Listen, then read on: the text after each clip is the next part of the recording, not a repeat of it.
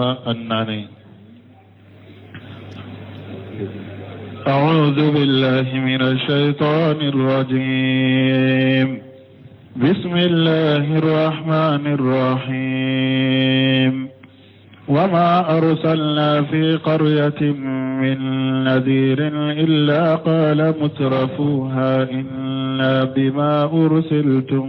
به كافرون وقالوا نحن أكثر أموالا وأولادا وما نحن بمعذبين قل إن ربي يبسط الرزق لمن يشاء ويقدر ولكن أكثر الناس لا يعلمون وما أموالكم ولا أولادكم بالتي تقربكم عندنا زلفى إلا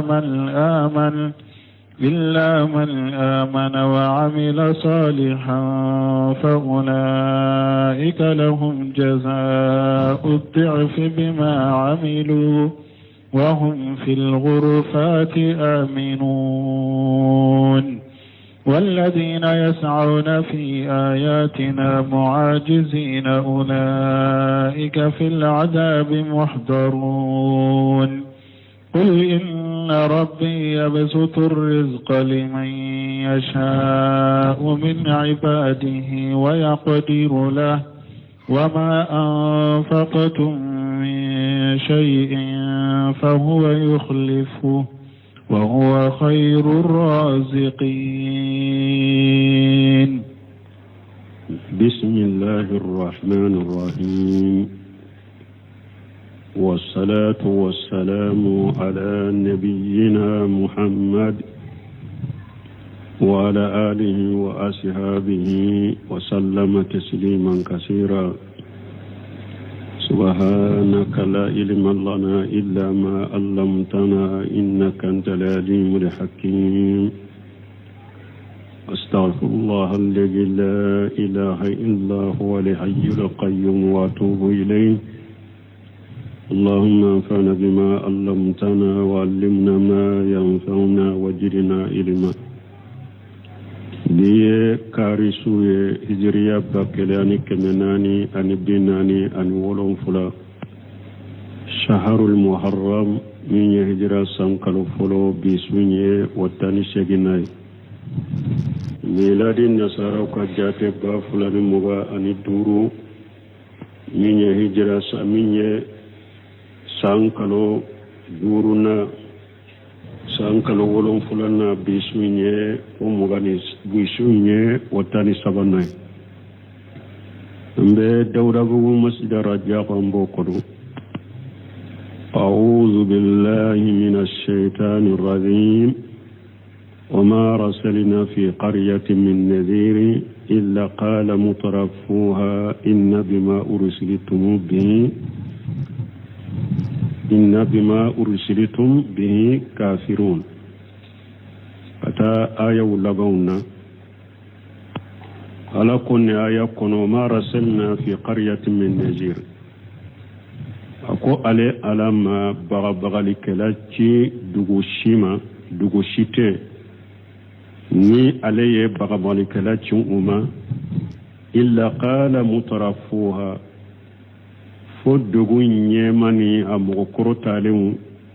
الشيتغو وربافو إن بما أرسلتم به كافرون أو تشيراني ميني أو كوني كافرانانو أويه كيدي شيماتشي بغالب كما شيماتشي دغو موما فدغو مغكرو تاليو شيتغو بنين دفو أو تشيراني ميني دي أو كافرناي. يقول تعالى مصليا للنبي صلى الله عليه وسلم على كنا با كتشيدي النبي نيوما نابا دسوسما دسكون سبتي وآمرا له بالتآسي ممن قبله من الرسل أني أيتشيدي يا مريا كوتشيدي منون تمنا نيا كتغلو كوكولا دغه ومخبرا بأنه ما باس النبي في قريته على يتشيدن كباريا آيين كنفنا كو عليما نبي نيوما تشيد دغوشيما إلا كجبه مترفوها وأتباه ضعفاؤهم وأدغم مغنى ملون ويتشيدن غلون تغيا دي دغو مغلا فلون ولد تغرا تشيدن كو an kwanka cidin fanata kera cogo da la hirakali rumin masake imame aye abu sufyan na ka jama tara ka dugula ayu shigi kunyin ka cidin ka mankutula akon nabi nyuma mun ba cela onna kwale nabi nyuma she tugu de betuwa ko wa ube fanta unde ba ke ka tuwa ko abu sufyan ko fanta mugolla fule unde ba ke ka tuwa ko wa kun nabi nyuma tugu baga ya wulude mami ragal ye mankutu fo abu sufyan ayu sabati o yasoro urimi ye jamana minye ate jigi mogo kono ko ciden kamara bese kase me ragal ko akon fule kinyin kam mankutu mununna ni yu sabati nunun be mogo mimma ne shen fula do yoro sisa nisiyam fula da yoro abena yamra ciden tilela urumi mamra me ayaka sheba munu forme nu tugura ku yamra ciden kamara sera uga mase aserahi kama qala qaum nuh alayhi salatu wassalam nimbe komi nuhu kamugo yemmin foaye ala kattanuna kishbe nuhuka annuminu laka wattabaka al-arzaluna ukun nuhu yala auna da'elawa moshima tuge eko auna fo anka manini anka majigilu mo majigilu mani wulude tugura eko ambese ka da'ela oka وما نراك تباك إلا الذين هم أراجلنا بادي الرأي aya wore law kunnuhu aw ma yenim mo sittu gura eko wanka mo ma jigilaw munu nuka hakilu mandu yere uka hakilu mandu dude tuguru ko aw mitu gu bagaye foye fo mani mo golla fulew munu hakilu mandu wa qala ajja wa jalla alakum masamin korota lendo wa kadhalika fatanna ba'dahu bi ba'di awa ala kon nin cogola nabi nyuma ta kera ni cogo mi de ne alay hadama de la jarabi ni nyogo nyen ni cogo de la li yaqulu haula'i manna Allahu alayhim haula'i manna Allahu alayhim min baynina pour ni mo munun kera ci atiguye mo to ni shen ko law ni shetu na fo ala ma fo ala ye fondan shiriya ke nonunde awun cela kawun toy aw ante tugo kwante so to utama ninde furan nabi nyuma wiye wa harib bi mo chaman desira ka tawhid ni sunnata lamani haji salafu salih ko munna ko sunna nale mene ko mo simatu ko ni nyama kalaw ni jow ni feunde nyama kalaw ni jow ko haketo de kuma na chogode do sino ala ko inna akramakum indallahi taqakum min besira ala ye dorode ala kama bay mogo do yere be u banna cinyama munna ko mogo sima nin cinya info ko fo karasa har na ya suru karasa to nya fosa me o ma fo karasa da ya fo ala ko nabi nyimo no cire un ta kera chogo mi dale mogo la jarabini nyogo nyen nin chogo de la furu se tigu ni se ko law na fo ko ala ye fo nan sirake nono de kaunto min bainina alaysa allah bi a'lama bi shakirin ya la ala te mo barika dabaga ala to do mo mi nye barika dabaga e ala be barika dabaga ala bodo ala bado mo mi mbeso atama abe so tinya tigima ala be aka abe ko men ala ko ayawre kono ne ala bin ka ci de nya do yoro de la nya do yoro minaka wala ala be mogo be kanda ka cinya bila nenka ka ke cinya tigi ala ya do mogo min dusukun kono ko ala barika dabaru ni ala be dusukun da be gundo ni bangedo na ya do eni cinya ewa kima be cinya ma tike cinya tige ni ala ya do ina manka ite ke ayo ini naka kala bode kai وقال تعالى لك وكذلك جعلنا في كل قرية أكابير مجرميها ليمكروا فيها ألا كوا يوركنو أو أكوا بين نشكو دلادة أكو دغو بي ne dugu ma baw nye udu de ke tinyali kela wuye puru kun ka dabale jugunu ka fera dugu tige dugu in kono dina tinya kama nyala kala da dede shenkola minni shetigi minni do yoruba tigi minni alaba kanda na be tinya kanu be tinya tigi kanu ka tinya deme aka dogo de bada shetigu nyemau do yoruba tigu shenkolan bada ulu be bacinya ma be bacinya tigi ma de mun be se ka tinya deme wala ka dogo de ala ko ale ala aya ke o cogo de la dugu be ale be dugu ma baw abe ulu de ke tinyale ke la we nu be fere jugu tige dugu kono wa hala jallan wa alaha huna aw ala kum masamin ka bakurta lendo ya wa ma arsalna fi qaryatin min nazir akun alama bagabagale kala ci dugu shima ay nabi aw rasul man nabiyyu ma ci dugu shima ma ci den ci dugu shima illa qala mutarafuha ودغوا ما باو بافو وهم أولو النعمة والحسمة والثروة والرياسة مترفو يمون النعمة تلو شينكولو نفلو تلو نيمو نونون دي تقوي مترفوها نعمة بمغو منون بلو والحسمة جمع بمغو منون بلو والثروة نفلو كتا مغو منون بلو الرياسة أني نعمة يا نونون بي مغو منون بلو ولود مترفوها قال قتادة كو هم جبابرتهم أكو كس يرسغو كلو وقادتهم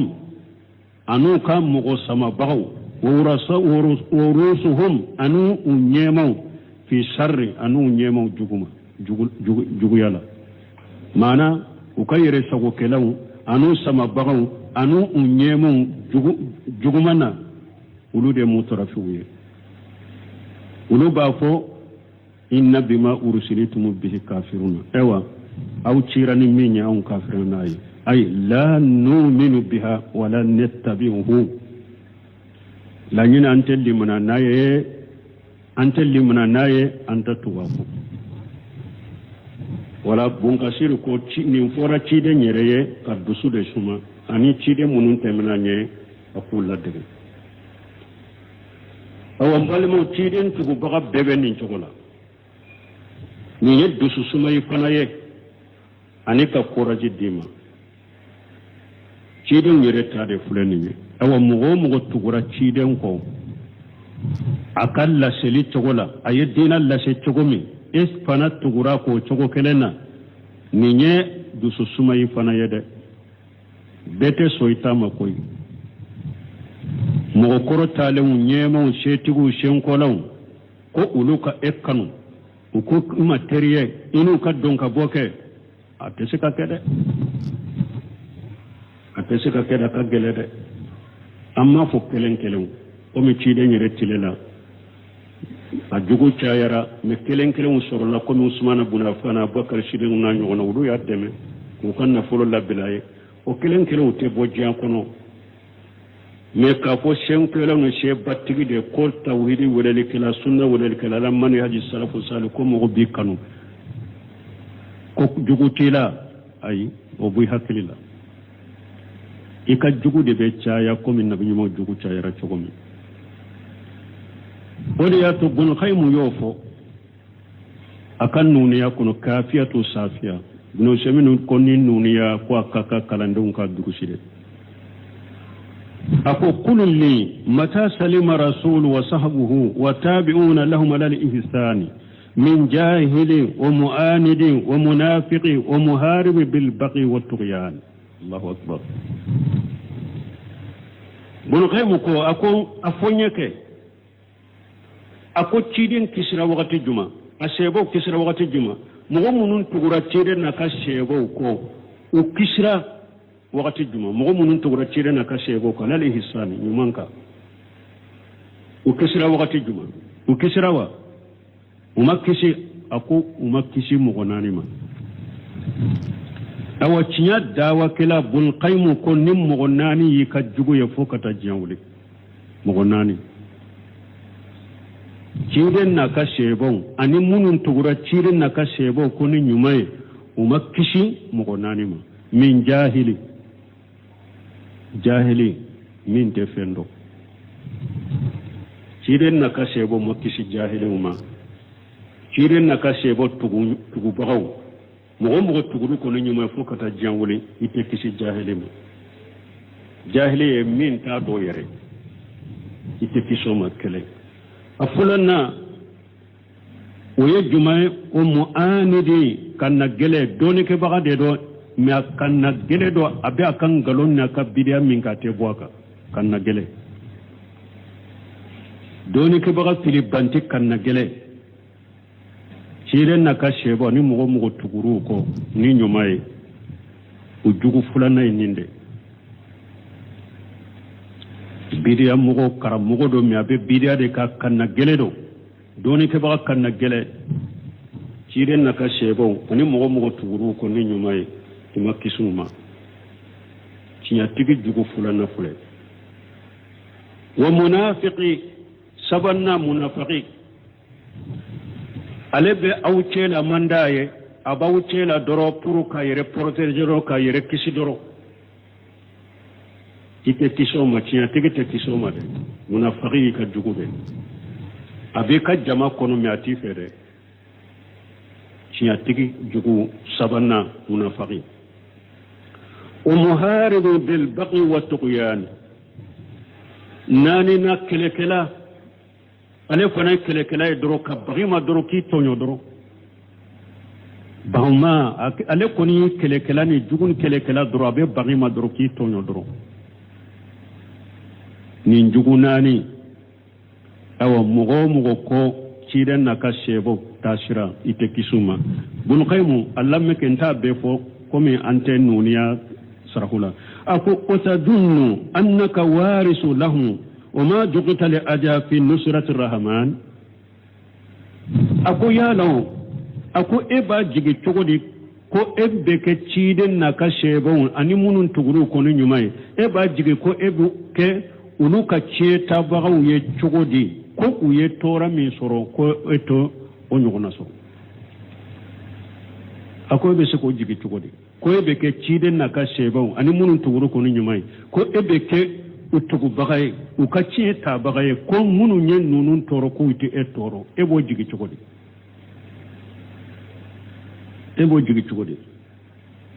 abe baitu laban fo katante se ka befo akoni mugo mi nyo jigi ewa ako iye jigi fu jigi ko bilade ka jigi wereta de ka funne de be tugu chire na ka shebo ko ani mugo munun tugura chire na ka shebo ko ni nyumai ko ne be tugu ulide ko bo ka chide na ka shebo chinyata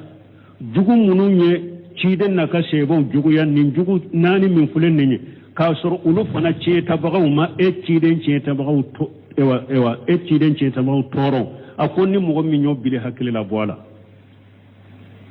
ni ne chiden na ka shebon ani munun tuguru ko nyuma no yu ka chinyata chiden ni shebon ani munun tuguru ko nyuma munun yu ulu fana juguya ulu fana chieta bago be etorore ni e ya miru ku ibe kisoma obuy ka hakilila oteseke la mbalmo chinya jugu ni nani de ni mugo min ba miri ko ebe chinyata chiden nyere kisrawa ashebo kisrawa bal chiden ka sheba saba khalifa saba ube fagara ujugu de boro umar ibn khattab jugu de ya faga usman ibn affan jugu de ya faga ali ibn abi talib jugu de ya faga kirin ka khalifa saba be fagara u jugu de boro tebe kisi mutanyo gona be esoro de ayimma munun nanu kofe ayimmat ahli sunna wal jamaa man ahli salafu salim abe torala de jugu yu toro ahmad ibn hanbali sunna defali ni sunna sabatili sabura utumba fufu utumba siri fariba de la ba fufu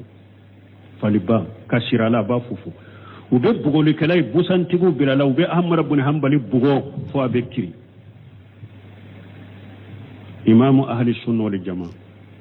abe kiri akakkala ndi umbena na bora yere karma ube atta tuguni kata do kasola ahmad ibn hanbali me abora takawa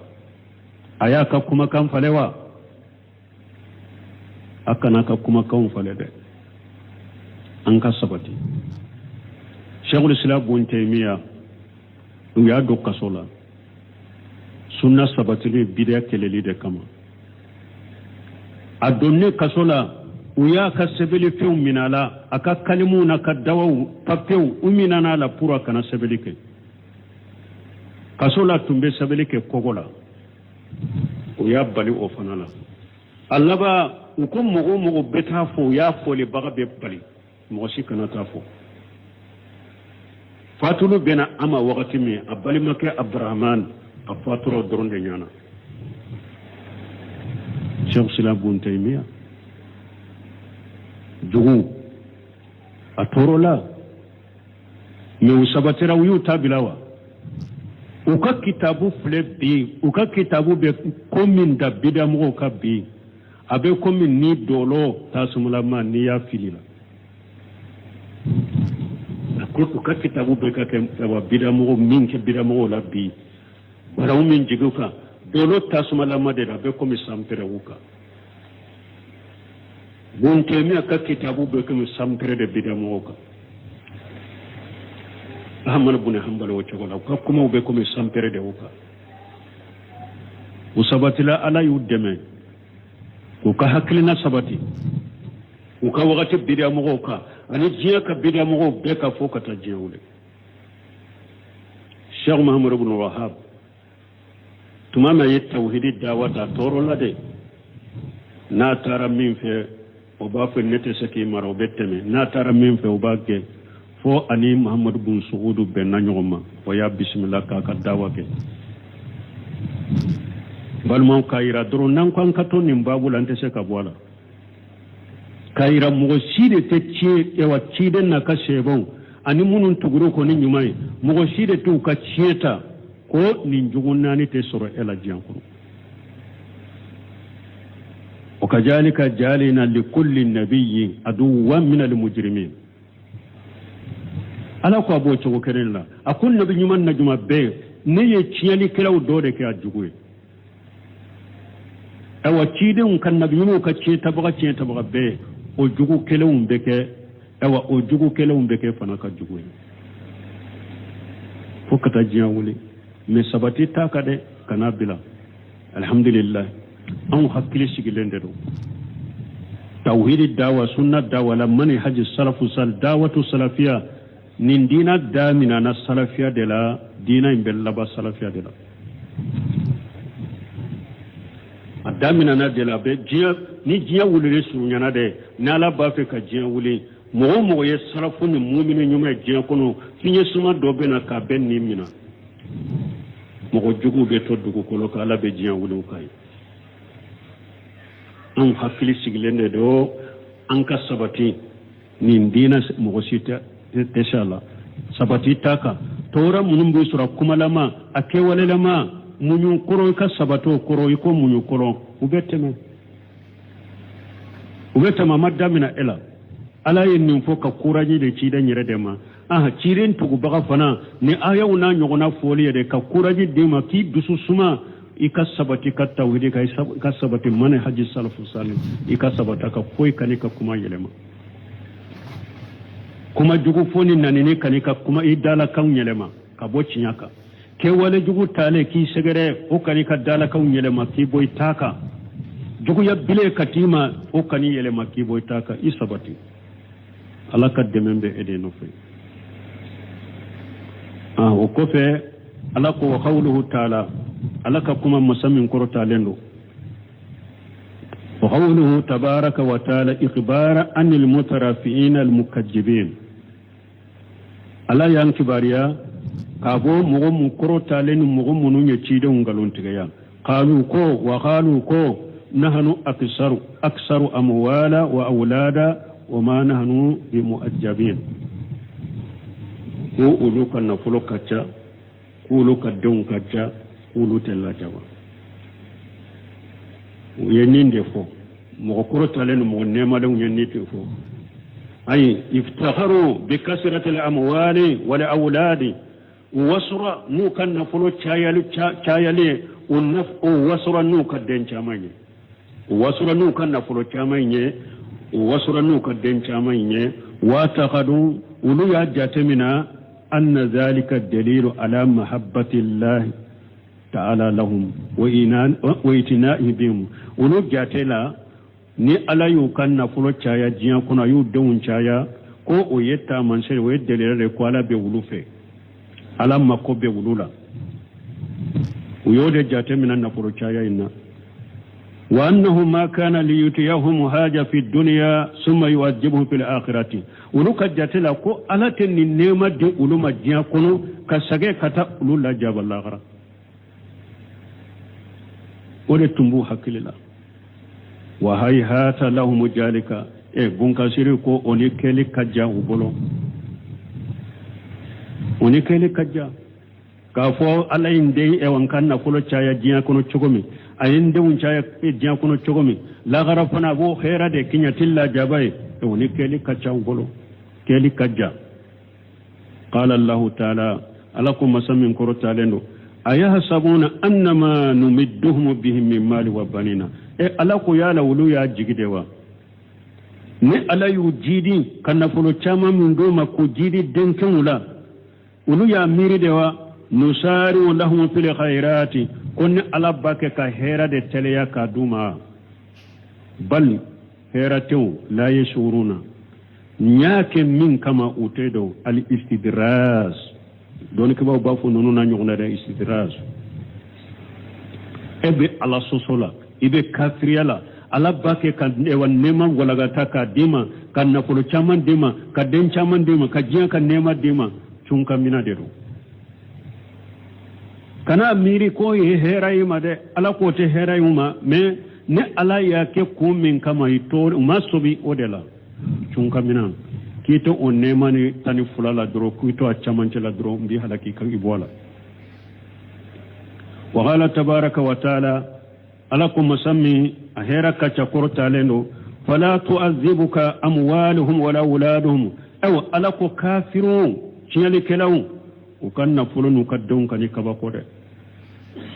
wala tu'adhibuka amwaluhum wala auladuhum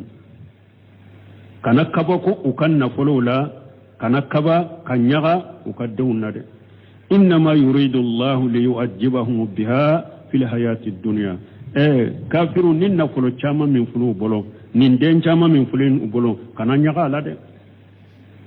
ne ala yalla nyini de pour kulla jabana ye jianya na mayin kono yade watajhaqa anfusuhum wa hum kafiruna nimbe unnum fana bo unnimbe bo katalla u kafiru lamaw وقد أخبر الله عز وجل على صاحب تينيك لجنتين ألا ينكبر يوم ناغفر فلاتجي ألا يولكبر يوم يوم أنه كان جمال وسمر وولد مغفل دولا كلو أليكم ين ناغفر تجي ناغفر ينفنا إري دين شامان دي بالا دين شامان بابولو ثم لم يقني عنه شيئا me o kofet tumana laka halaki nanama wa kan na gufroni ayri denchama na ka denchama min fulen uma foi na fama bal suliba dhalika kulluhu fi dunya qabla al akhirati ala ya bemina la jiya kuno ya folo la garanye ala ya bemina la jiya kuno la garanye o be suratu nun kono suratu nun na gufuro parce que mo fula de do to kelende ala nema dima kan na gufuro dama jibe bo akayiru koro ko de be bo akayiru koro iri den caman de be na gufuro ina dondola akabana yirela ka kaba kan na folola adonna kan na folola ko e ne mirula ne ma min fulen ne bolo ne ninte ba wama ajunnu sa'atu qa'ima ha wama ajunnu sa'ata qa'imata makotu nyene yoronire neta dankaniya ko khiyama be joyre ayato ayemi farakasa hari ni alaye ne sagi qiyama nin tara qiyama la be fendin ne ma qiyama kene kam men kawsani na ko fure atonyo go fantan ko ma ko akoy kafirani tigi alaye masami ni ha ifa adama da ka bo bogola ka ere fanake maniji e kidda men ne koni nelli mananin tigi alay nete kafiranari abesa ga ke kan na ko furo min fule ne ala ba be halaki ka boy bolo e wa kera o chogola fana atonyo go mu'minu nye e wa min jate mina kade o de kerala dondola durala ya kan na ko furo imbe jani ka be boy ka be halaki ka be boy depuis jan kono ala ya mina la garanye mo kana kabayra la de ko nye setigiye o de fana be anka jamana kono no mo min yen na folo tigiye setigi do be kabayra la illa marahim rabbi an kante na folo tigi nyuma umade munum be cinya fe be cinya de menai munum ko de semi be ulu ya fo kulu ka do cinya nyere o ka do cinya tigi nyere o kabalembe ko sela ni famo be nyondo ni fe be nyondo me fantam do be ita kana shewdu made alaka jondo be ika ko kana shewma de ni ka ko shera laka jondo ma fantanindo ma dondolo ko mi cide nyere ya ko chogomi ako mugo do be mugo ta tigi jate foye hari na girela mugo min ka du dala iba nyoni katade law aqsama la barrahu umugo sugu do be ni ta shero ma dongodo su dibila awulila karakan fula sallin tigi ala karasa kete nin kala bombo bila na kalitila moti harika tige o ninta tumame anen nin fanta karla nyogonna ko ka waso fanta ima fanta en no koni te kafirani ala me kan na folo min fulen ni kan na ala be se ka tiya ala ya be tiya ka boy depuis jiya kuna ya bo bolo bun kasiri fule ka koriya kata odema abora bolo depuis jiya kuna la garanya folo wali haja qala ajja wa jalla ha huna minde koso ala koya qul inna rabbi yabsitu rizqa liman yasha'u wa yaqdiru ma murafuye wonna folo be mbolo ngana folo kacha utayira ko ala bife kondenke kacha utayira ko ala bife afuye kul mahamra fuye inna rabbi ntigi ala yabsitu rizqa liman yasha wa yaqdiru ntigi ala be mo ka garjage yurwa min ka garjage yurwa li ya ja ote kome ko abife abe mo do ka garjage koro min ka garjage koro li ya ja ote ke kome atife ayyutil mala liman yuhibbu wa man la yuhibbu ala be mo min fe wala te mo min fa ala be nafro diabema ala ka jogo yahudiya nafolo tubula nasara nafolo tubula mushriki nafolo tubula ala be nafolo di mo ala be mo min fe o ate mo min fa be nafolo di ma fayaghfiru man yasha wa yufqiru man yasha wa yughni man yasha ala be mo ke fantai mo mi ala ya kanu ki ke fantai ala be mo ke setige mo mi ala ya kanu ki ke setige wala hu hikmatu tammatul balighatu ko don da fale ani kodo min selemba damma o ye ala de tayi wal hujjatul qati'atu damighatu anu hujam min be ujura be tigani hujam min be galombe kunkono sembesti o be tayi ala de wala hadama den ka don ni rola na fulo kaccambolo den kaccambolo wote ala ka kanu yirade wota yira ko ala bi fe ay ala be mo min fe ala te mo min fe ala be na fulo dima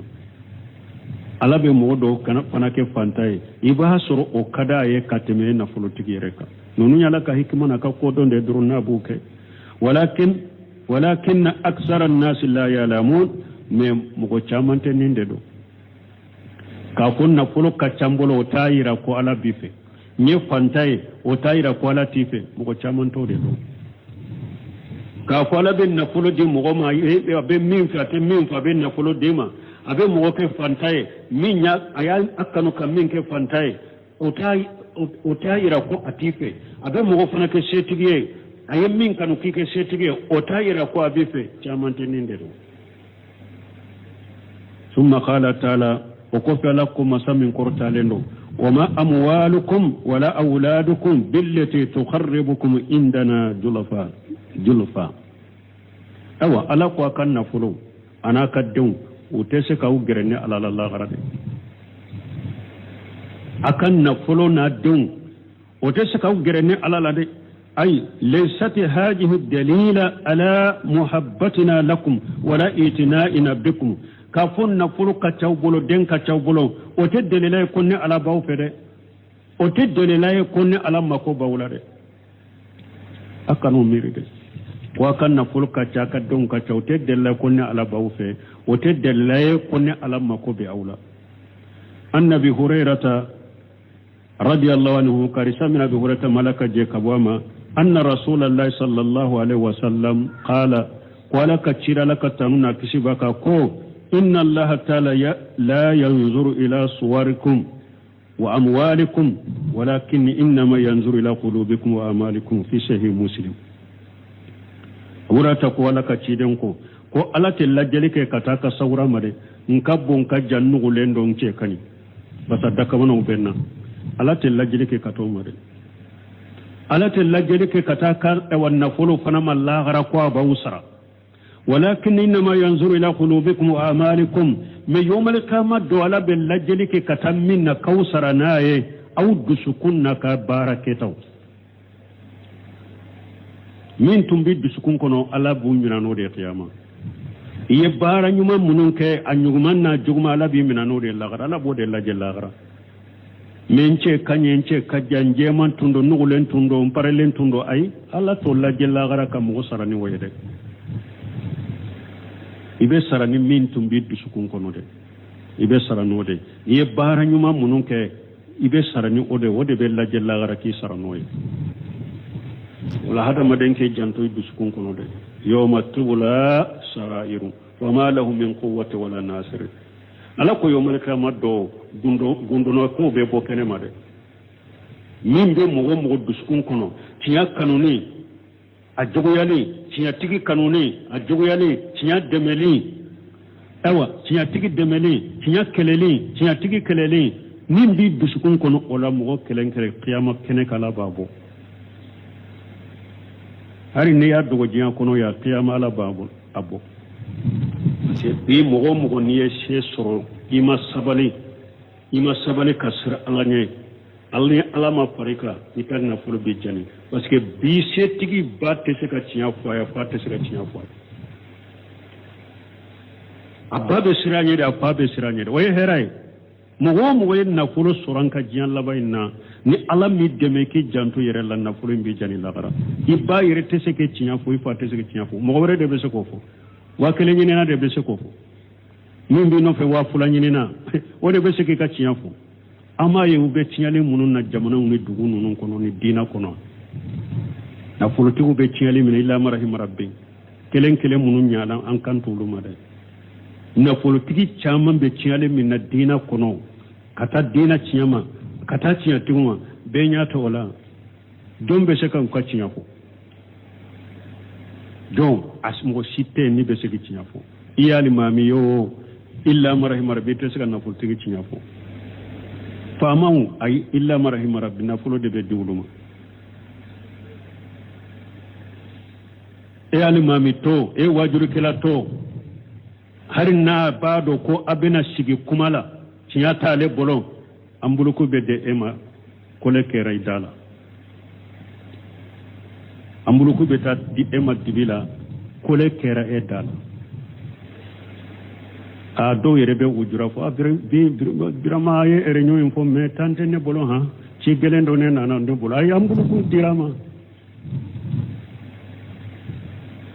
ambuluku dirama e har ni min na ta sagula na anana kene kaya tisika ke ko fere au benade e aya lajeke mo mun aya lajeke na ye min fa ya lajeke kuma ko ni tenne bolonin na ala kan tanga de ala ya lam man khalaqa ala de baka tam fundo illa man amana wa amila salihan awa ala ko hada made mimbe e nafa ne ala fe mana hada made allate ako akan na fulun anaka don utese ka u gerene alala lagara de mimbe hada made gerene alala lagara illa man amana wa amila salihan fone mo min kera mu'mini liman ya haqiqa tawhidi nyuman soro la ibolo ala kelim to batore ma foy fara alaka mushrikiya simaye e bolo ikabaro benna cirin kasunama sallallahu alaihi wasallam no mo min kera ni togola e de be gerene ala la qiyama mu'mini bara nyuma kala wulu de be gerene ala la qiyama ay inma yuqarribukum indana julafa min baw gerene ala la al imanu wal amalu salih liman ya ni bara nyuma yawma la yanfa'u malu wala banuna illa man ata Allah bi qalbin salim ala ko yomala kama do nafolo te foyi nafa mɔgɔ ma ye den tɛ foyi nafa mɔgɔ ma ye fo ni mɔgɔ min ni dusukun nana dusukun min kisira ka bɔ ɛwa siriku ma a kisira ka bɔ kafira ma kisira ka bɔ munafaqiya ma a kisira ka bɔ hasiriya ma a kisira ka bɔ bɛsɛnkɔniya ma a kisira ka bɔ tiɲɛ kɔniya ma ni tiɲɛtigiw o tigi de bɛ kisi fa ulaika ni mumini baara ɲumankɛlaw filɛ lahum jazaa'u di'af bima amilu sarabe jidi kadin nunun de manu ka barawu sababu ay tudaafu lahum alhasanatu bi asrati amsalha ila 700 di'af nunun de ka bara nyuman kele ala ba jidi katata anyona tamma katakke me wolon fula jidi limu wa hum fil qurafati aminuna awa ube arjanna ka soja kono so kortale kono fana وهكذا الشكل أي في مناجل الجنة الآلية وبأرجنة كسوكر تاليون كنو آمنون من كل باس وقوف وآجاء وكسلين بكبو باس بما وكسلين بكبو سرنيما وكسلين بكبو تورا بما ومن كل شر يهجر منه أن كوجو كونين ني هذا ما دم بكسراني نونو كسلين بكبو ما أرجنة سوكر تاليون والذين يشاءون في آياتنا معززين أوا ألاكو مغمون بو تشيسير لا فوبه مغو ساغي كابوني ألاكا آية ومني ألاكا دينا وبسجي وبدسه أي يشاءون في صد عن سبيل الله واتباع رسله وتصديق بآياته مغمون بو كاير جيجالا puru ka mogo sagi kabo ala ka sirala ka mogo sagi kabo cidenw ka tugu ɲɔgɔnya la ka mogo sagi kabo ka danne ala ka ayaw la ku tiɲɛ tigiya mɔgɔ bo o baara la i bɛ dɛsɛ i tɛ se muhajirina a bɛɛ bɛ dɛsɛ o tɛ se mɔgɔ si tɛ se ka mɔgɔ sagi ka bɔ nin sira ma ka taa kafiri n'a munafaki o kafiri kunkɛlɛ a yahudiya o a nasara o a musiriki o a bidiya mɔgɔw n'a munafaki o a bɛɛ bolo dilen de ɲɔgɔn ma ciden ka diina tiɲɛ kan min ye sunna lamani hadi salafu salih mais u sera wa u tɛ se o u b'u yɛrɛ de sɛgɛn o de y'a to Cheikh Mamadou Wahabu ko a ko tawhidi mɔgɔw ka kunfin kɛlɛ tawhidi mɔgɔw ka kalanbali ko a bɛ se musiriki karamɔgɔ ba kelen de ma musirikun karammogo bakele tawhidi mogo ka ewa kalambali de a karammogo te de tawhidi mogo ka kalambali kele a bese musirikun karammogo bakele de tawhidi tu ka kalambali jumai mi ayere makala de mi abe tawhidi deresu lamme tawhidi karammogo abe tawhidi deresu lamme u bolo ewa o ɲɔgɔnna ani musirikinw u ka karamɔgɔ bakɛlɛ n'u u bilala ɲɔgɔn na kuma na a bɛ se u la dalila t'u bolo n bɛ n'o fana fɔ nɔniya kɔnɔ Bunukayi mu bolo biriyamɔgɔ a ko dalila su t'u bolo u ka kɛlɛ bɛɛ ye nkalontigɛ de a bɛ nkalontigɛ ni bugutanu dalila si tɛ biriya karamɔgɔ bɔrɔbɔrɔla si tɛ biriya karamɔgɔ an'u ka kalandenw n'u ka jama i ni sunnamɔgɔw filɛ ɲɔgɔn na n'u ko karaw sunnamɔgɔ bɛ kuranna ni sunna fɔ a bɛ sɛlɛf'u ka kuma fɔ ale bɛ taa nkalon de da u la dɔrɔn saputeli nanini a b'a yɛlɛma o de la nkalon tigɛ k'a da u la dɔrɔn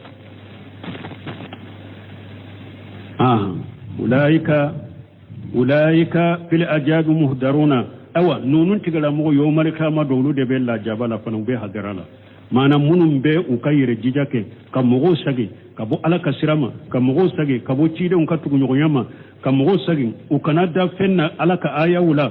nunun tigala mogo deselendo jiya kono tese e walla gara u be hadari la jabala ay jami'uhum mujjimuna bi amalihim fiha bihasabihim awa yomal kama do kelen kele ala bo saralla jaba kono na ka junubu hakke wa qawlu ta'ala ni alako qul inna rabbi yabsitu rizqa liman yasha'u min ibadihi wa yaqdiru lahu ay bihasabi ma lahu fi jalika min alhikmati ala be mo ka garjaga yirwa min ka garjaga yirwa ya kanu abe mo ka garjaga koro min ka garjaga koro li ya kanu ni ala yere ka kodo hakke يمسط على حاجة من المال كثيرة على بني أبن نفلو بات فين ساي كان نفلو تشامان داما ويدجي ولا حاجة نيمفنا أبي أكاكر جاكي فرو ويقتر على حاجة يرجقه جدا أبن نكاكر جاكي أبا سير الله كسبه ولو في ذلك من الحكمة قودون دو دبي على بلو ولا لا يدركها خيره مغورة سيكو دونا يرته كما قال تعالى ومن ألاقوا مسامين كروتالين انظروا كيف فضلنا بعدهم على بعد وللآخرة أكبر درجات وأكبر تفضيلا ألاقوا يكالا جدرو جيان كونو ني ألا يمغو فسمانتا نيوكون كا جيان كونو نيو كدرجة كروتا نيوكون كا جيان كونو أو لا غرا كدرجة كروتا كابو جيان تاي وأكبر تفضيلا لك فسمانتا كابو جيان كفسمانتا ني أي كما هو متفاوتون في الدنيا حاجة فقير مدق كم مغوت كلي جيان كنو تشومي يباسرون ني فانتاني أكفانتانيا أكورولين دي بالا أكفانتانيا كجلي وهذا خاني موسو يباسرون ني فناي سيتيغي دي يروالي باي يوسو عليه على يروالي كاي فكذلك هم في الآخرة أو هذا ما دوم بوتشو كلين دي الله غرام هذا في القروفات في آل الدرجات إذا مغدو سرو أبي أرجنك سكرو تالونا أرجنك درجة كرو تالون إذا مغدو سرو لا وهذا في القمرات في أسفل الدركات نمبت جهنم دون دوما جهنم كنو وأطيب الناس في الدنيا كما قال صلى الله عليه وسلم مغون يما يمين يجيا كنو أبيكم إن على كتيرين يمين فلا كترونا كسباك قد أفلح من أسلم تيرينكم مغيني يرسل مني على يكسلامي ورجع كفافا على يجرجع كبلو حكلا وقناه الله بما أتاه على يمين ديما يوصدولا مغو كان يما ينين دجيان كونو نينتيلا مغو دي كبلو تشوكو كان يجيان كونو وقوله تعالى نعلكو وما أنفقتم من شيء فهو يغلفه أبي في في النفقة على بانونا بلا أي مهما أنفقتم من شيء في النايا النفقة دي فيما أمركم به على يوم يامرني نفقة لمنوني وأباهه لكم أين فقتل منون دغاوية أيوكي فهو يغلفه عليكم في الدنيا بالبدل ona faqati mi eya ke depuis diya kono alaba nona bila ala yawnya mariya ko kan nyuma ya mununke akan na folo do yoromi ala yoro munun la daga ko na folo ka do yorola ni eyi kan na folo na faqati wala depuis diya kono alaba afale iya mimbo alaba nyogona dima o fil akhirati bil jajai wa sawabi wallahi gharabi sara abe baraji dima aka kama sabata fil hadith كما ثبت حديث صلاة تقومي يقول الله تعالى أنفق عليك ألا باكو أدم دي نين نفلو من ديما نفقاتي نين ألا ين نفقاتي لكيكا مغو كنا جاتي من أكوبي نفقاتي من بوبي پردي دي ألا قو أدم دي نفقاتي لك نين ألا بان نفقاتي لكيكا وفي الحديث أننا حديثا كنو أن ملكين يسبحان كل يوم يقول أحدهما اللهم آت ممسك تلفا ويقول الآخر اللهم آتي منفق خلفا منفق خلفا ويتيدن كاريسا سهلين دوي وغير مسلم كنو أكو سغما دونغو دو سغما ندوغو جيرا مالكيا فلا بيجيكي دوغو كولوكا فوكتا جيانولي ني مالكيا فلا فناكا باري نيندن سغما وبيجيكي دوغو كولوكا malikiya fulaka barai munye to kelende umba fontigi ala na politiki minna bake ka kan na fulo na fakati abake ka pengo fe na fakati do bila nola do in ka do ye ninde do ala mim bake ka na fakati leke abake ka pengo fe na fakati anona bila ka pem bila nola malikiya to kelende umba fontigi ala mim bake ka kan na fulo mina ka tege mangele ni bazuli yake na fulo kan ka do yoro nya bala te do yoro la akan na fulo chinya malika ka daw be biya la yasuna allah ma amarahum malika uti ala soso min te ala soso ni ala ya anya marfe mu fila boke ni oye ala delimenye o be to ko fe awani mbeke dongo do de malika kula de be jigi dongo do sogoma do imba fontigi ala min ba ke ka kan na fulo na fakati do bila nola do imba fontigi ala min ba ke ka kan na fulo mina abbe halaki ka ciya ala kan kisala kan tanga subhanaka allahumma rabbana bihamdika ashhadu an la ilaha illa anta astaghfiruka wa atubu ilaik. سورة سبا آية بسبا الناني. أعوذ بالله من الشيطان الرجيم. بسم الله الرحمن الرحيم. وما أرسلنا في قرية من نذير إلا قال مترفوها إنا بما أرسلتم به كافرون وقالوا نحن أكثر أموالا وأولادا وما نحن بمعذبين قل إن ربي يبسط الرزق لمن يشاء ويقدر ولكن أكثر الناس لا يعلمون وما أموالكم ولا أولادكم بالتي تقربكم عندنا زلفى إلا من آمن وعمل صالحا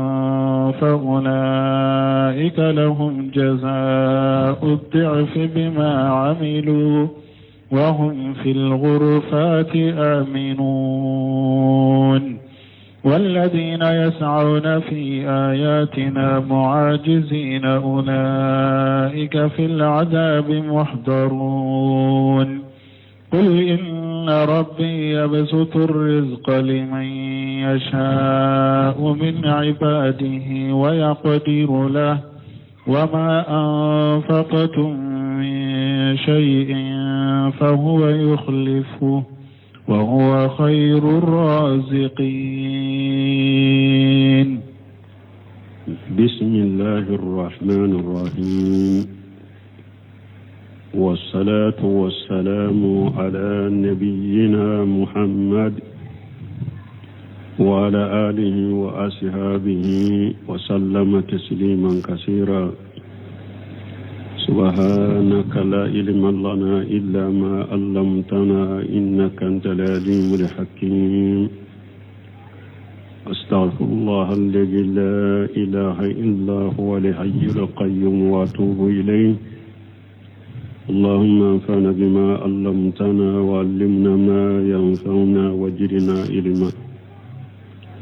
biye karisuye hijriya bakele ani kemenani ani binani ani wolon fula shaharul muharram min ye hijra sankalo folo bisunye watani seginay miladi nasaraw ka jate ba fulani muga ani duru min ye hijra sa min ye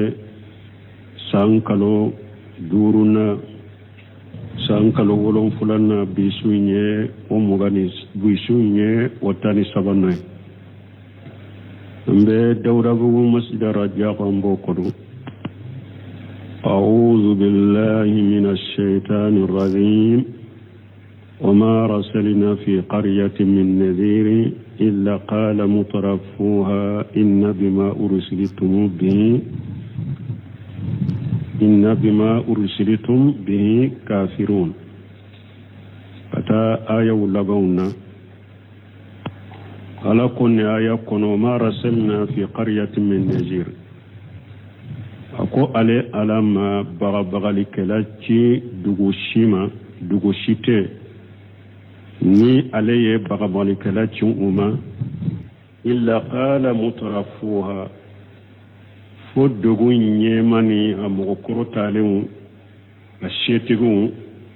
uruba fo inna bima ursiltum bihi kafirun aw chirani minye aw koni kafirana no oye chide shimachi bagali alakema shimachi dugu moma fodugum moko korotale no setugo benninde fu aw cirani minyede an kafirana nayi yaqulu ta'ala musalliyan linnabi sallallahu alaihi wasallam ala kunna ba kacide nabi nyuma naba dususuma abduskun sabati wa amira lahu bita'asi mimman qablahu min ar-rusuli ani aya ciden nyamariya ko ciden munun temena nya katugulu ko kula dege wa mughbira bi annahu ma basa an-nabiyya fi qaryati alay ciden kibariya ayen kono fana ko alema nabinyuma ci dugu shima illa kajabahu mutarafuha wa atibaahu du'afa'uhum o dugum mo nemalen uye ciden galon tiga yade dugum mo la fulen ulude tugura ciden ko an kanka ciden fanata kero chogodela hiraqal rumi masake umame aye abu sufyan anaka jamata raka dugula ayu shigi kunyin ka ciden ka mankutula akun nabi nyuma mun ba cela onna kwale nabi nyuma shetugu de betuwa ko wa ube fantaun de ba ke katuwa ko abu sufyan ko fantaun mugulla fulun de ba ke katuwa ko wa kun nabi nyuma tugu ba ya wulude mami ragal mankutu fo abu sufyan ayu sabati o yasoro urimi ye jamana minye ate jigi mogo kono ko ciden kamara bese kase me ragal ko akon fule kinyin kam mankutu mununna ni yu sabati nunun be mogo mimma ne shen fula jo yoro sisa ni shen fula da yoro abena yamra ciden tilela urumi mamara me ayaka sheba munu forme nu tugura ko yamara ciden kamara shera uga mase asherai kama qala qaum nuh alayhi salatu wassalam nimbe komi nin nuhu kam go yemmin foaye alaka tanuna kisbe nuhu ka أن نؤمن لك واتباك الأرذلون ukunnuhu yala auna da elawa mo shima tuge eko auna fo an kan mani ne an kan majigilin mo majigilin mani wulu de tugura eko an be saka da ela oka وما نراك تباك إلا الذين هم أراجلنا بادي الرأي أيا وري لو كنه أو ما ينم غشيت تقرأ إكو فانك مغم جيلو منو نوكا حكيلو ماندو يري نوكا حكيلو ماندو لوري تقروكو أو ميتو بغي فوي فماني ومغلا فلو منو حكيلو ماندو فقال أجا وجل alakum masamin kortalendo wa kadhalika fatanna ba'dahu bi ba'd awa alakon nin chogola nabi nyumo ta keran ni chogo mi de ne alay hadama de lajjara bi ni nyogo nyen ni chogo de la li yaqulu haula'i manna Allahu alayhim haula'i manna Allahu alayhim min baynina pour ni mo munun kera ci atiguye mo to ni shen ko law ni shetu na fo alama fu alaye fondan shiriya ke nonunde awun cela kauntoy aw ante tugo kwante so utama ninde furan nabi nyumawe wa harib bi mo chaman desira ka tawhid ni sunnata lamani haji salafu salihu komuna ko sunna nale mene ko mo sima tugo ko ni nyama kalaw ni jow ni feunde nyama kalaw ni jow ko fa ngaketo de kuma na chogo de lo sino ala ko inna akramakum inda Allah taqakum min beshira ala ye dorode ala kama bay mo do yere be u banna chinyama munna ko mo shima nin cinyayin foko fo karasa har na yasru karasa to nya fosa me o ma fo karasa de yafo ala ko nabi nyimo no chide un ta kera chogo mi ale mo la jarabini nyogo nyen chogo de la pour se tigu ni sen ko law nafo ko ala ye fonan sirake nonu de kaunto min baynina alaysa Allah bi a'lama bi shakirin ya la ala te mo barka da ba ala to do mo mi nye barka da ba ala be barka da ba ala bodo ala bado mo mi mbeso atama abeso tinya tigima ala be aka abe ko men ala ko ayawre kono ne ala bin ka ci de nya do yoro de la nya do yoro minaka ka wala ala be mo gobe de kanda ka cinya bila nenka ka ke cinya tigiye ala ya do mo min dusukun kono ko ala barika dabaro ni ala be dusukun da be gundo ni bangedo na ya do eni cinya ewa kima be cinya ma tike cinya tige ni ala ya do ina manka ite ke ayo ini nakka kala bode kai wa hala ta'ala lako wa